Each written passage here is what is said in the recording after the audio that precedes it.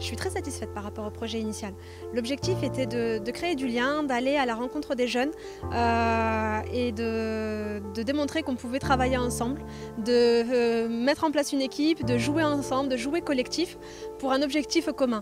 Le match de foot, c'était marqué, faire gagner notre équipe et je pense que ça leur a montré qu'on pouvait travailler ensemble avec Pôle emploi, avec les conseillers dans le cadre de leur accompagnement et projets professionnels. Comme aujourd'hui, cet après-midi, où je suis venue passer l'après-midi à l'association pour proposer justement un moment d'échange, d'écoute en fonction de leurs besoins, leur parcours, qu'est-ce qu'ils attendent et voir en fonction de l'offre de service Pôle emploi comment on peut adapter leurs besoins au marché du travail, à leurs attentes. Donc il va y avoir des temps réguliers, que ce soit à l'association ou à l'agence, des demi-journées sur lesquelles je bloquerai mon après-midi, voilà, uniquement pour eux. Merci Samia. C'était de rencontrer des personnes que je ne connaissais pas forcément, donc de rencontrer des conseillers forcément Pôle emploi que je ne connaissais pas parce que Pôle emploi j'y suis déjà allé 2-3 fois et du coup les personnes qui avaient là-bas, qui avaient du coup, lors du tournoi de foot, je ne les connaissais pas du tout quoi. Et en gros, je vais venir participer, de m'amuser un petit peu, essayer de parler avec eux, d'essayer de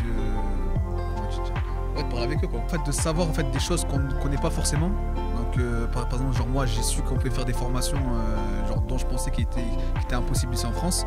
Et du coup, ils m'ont dit que c'était possible.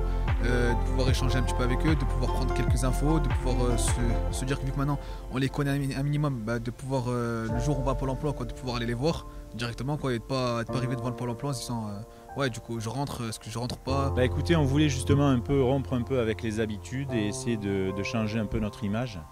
Et changer notre image, ça passe par effectivement nous voir sous un œil différent. Parce qu'en fait, on a du mal à voir des personnes qui résident dans les quartiers prioritaires de la ville à pousser la porte de Pôle emploi.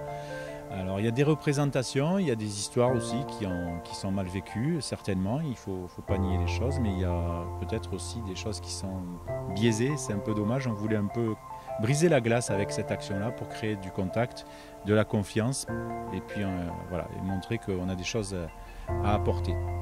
Écoutez, déjà vous dire que c'était super parce que ça fait plus de 40 ans que je n'ai pas joué au football. Et puis, il n'y avait pas de directeur d'agence, il n'y avait pas de conseiller à l'emploi, il n'y avait pas de jeunes de quartier, il y avait des équipes qui s'affrontaient dans la bonne humeur et ça a créé quelque chose de magique, ce qu'on peut pas décréter en fait. Voilà.